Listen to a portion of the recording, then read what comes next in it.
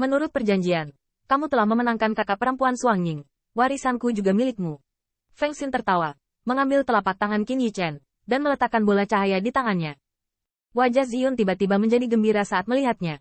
Ini adalah harta karun yang diberikan oleh leluhur kuil 99. Namun, mereka hanya ingin berkumpul untuk melihat apa yang terjadi.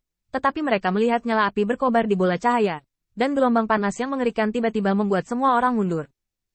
Namun, Qin Yichen memegangnya di tangannya, tetapi dia tidak merasakan panas sedikit pun. Feng Xin masih tersenyum. Kamu menemukan apimu sendiri, dan ini adalah apiku, dan memberikannya kepada gadis bernama Qian Sui. Nirvana tidak akan mati, dan apinya akan diteruskan. Qin Yichen melihat bola cahaya, dan melihat nyala api di bola cahaya berubah menjadi Phoenix api, dan Phoenix api sepertinya merasakan tatapannya.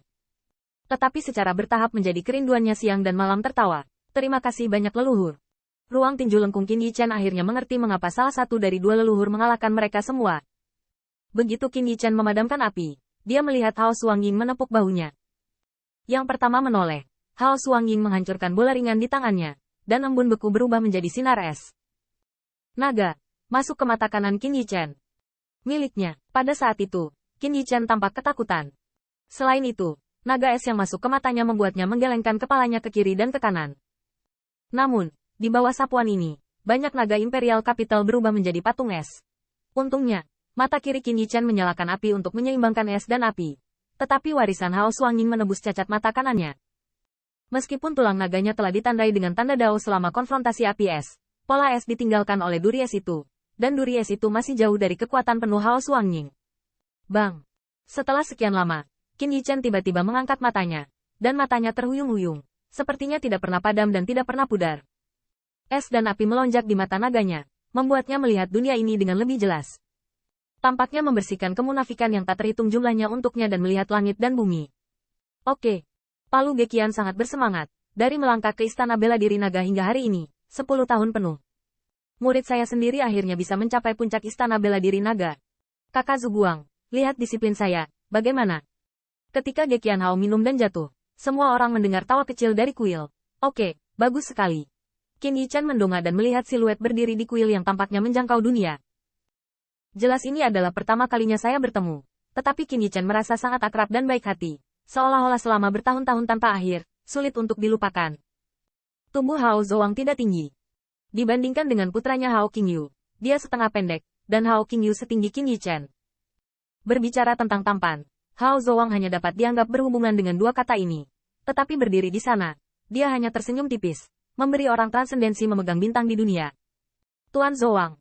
Tawa Hao Zhuang baru saja menghancurkan es dari banyak kaisar naga, dan tiba-tiba dia bersemangat dengan ekspresi kaisar naga, penuh hormat.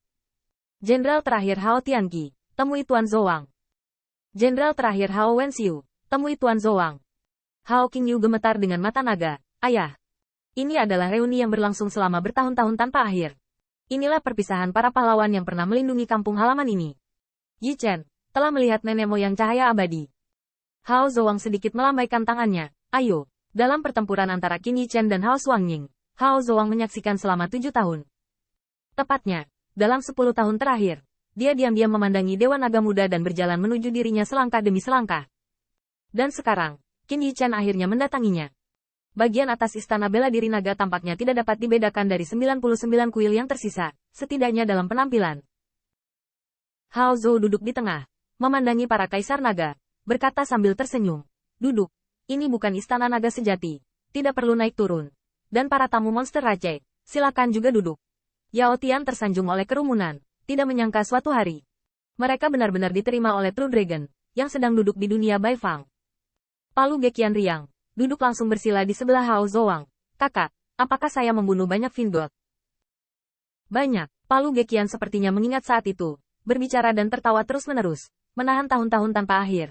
Ingin otak mengatakan sesuatu yang bahagia. Tetapi telapak tangannya menyentuh samping. Tetapi tidak menyentuh gelas anggur yang sudah dikenalnya. Mata Qin Yichen tajam, dan dia langsung mengambil anggur altar itu. Dia hanya ingin menuangkan anggur untuk Gesi. Tetapi dia melihat Hao Zhuang dengan lembut mendorong. Anggur ini untukmu. Ini milikmu. Saya masih menyimpannya di sini. Akhirnya, Hao Zhuang melambaikan lengan bajunya dan ratusan aliran cahaya terbang keluar. Di depan Kaisar Naga dan sekelompok ras monster, ada kendi berisi sake. Ziyun mencicipinya. Sake ini menyehatkan pikiran, seperti King Kuan Senku, yang sedikit lebih kaku dan sedikit lebih hangat daripada anggur roh yang diseduh oleh Gesi. Palu Gekian juga menyesap dan menamparkan mulutnya. Dia ingin mengatakan bahwa anggurnya terlalu lemah, tidak sekuat yang biasa dia minum. Tetapi di hadapan Hao Zouang, dia tidak mengatakan apa-apa. Qin Yichen menuangkan segelas anggur ilahi untuk Kaisar Dwarf. Hao Zouang melihatnya, dan hanya mengerutkan kening. Dia melihat Palu Gekian berkata sambil tersenyum, "Kakak, ini minuman yang diberikan disiplin saya kepada saya tidak bisa mengendalikannya." Hao Zouang berpikir sejenak. Oke, secangkir saja. Sake masuk ke tenggorokan, dan semua Kaisar Naga tampak gelisah. Hao Qingyu memegang gelas anggur dengan erat dan mendesah. Ayah, anak tidak mempermalukanmu? Tidak, mata naga Hao Zouang berkilat. Kamu akan selalu bangga dengan ayahmu. Hao Tianqi mengangkat lagu gila pedangnya. Tuan, apakah pisauku cukup tajam? Cukup sudah cukup. Orang tua Yumi tiba-tiba menembak meja. Dan orang tua dari klan kura-kura hitam tampak banyak bicara. Hehe. Meskipun tudung Xuantian memberi Yichen, tetapi orang tua itu tidak berlumpur dan sekarat. Beberapa tahun yang lalu, cangkang kura-kura lelaki tua itu mengejutkan bibit iblis. Kecuali mereka ditembak oleh leluhur tua. Jika tidak, bahkan jika mereka mati, mereka masih ingin membebaskan diri. Hao Xuangying mengangkat kepalanya tinggi-tinggi, dan sake terciprat di leher putihnya yang seperti batu giok. Ketika dia menjatuhkan gelasnya, dia berkata dengan acuh tak acuh, "Aku membunuh Bi Xiao." 9 putaran matahari yang kuat bercokol di belakang otak Feng Xin. Pukulanku, orang yang selamat dari Qiyugu, tidak dapat bertahan. Dan saya, Hao Longying tampak sombong. Saya dikepung saat itu. Tapi saat itu, saya tidak lari. Pedangku patah, tapi gigi nagaku tidak patah. Di kuil, Kaisar Naga minum tinggi. Tarian Phoenix sejati. Iringan rusa. Minuman rakus. Raungan rendah harimau putih. Qin Yichen bangkit. Bahkan 3 cangkir. Para pahlawan yang tewas dalam pertempuran. Rekan senegaranya yang melukis arang. Dan cangkir terakhir, nenek moyang kuil ini. Bagus. Hao Zouang memujinya. Di mata naga itu, sepertinya ada air mata. Meskipun dia memiliki bobot yang tinggi dan mengabaikan dunia Baifang, bukan berarti dia kejam dan aseksual. Sebaliknya, dia penyayang. Anggur telah melalui 3 tur, Yichen, dan masalah antara kamu dan aku harus dimulai.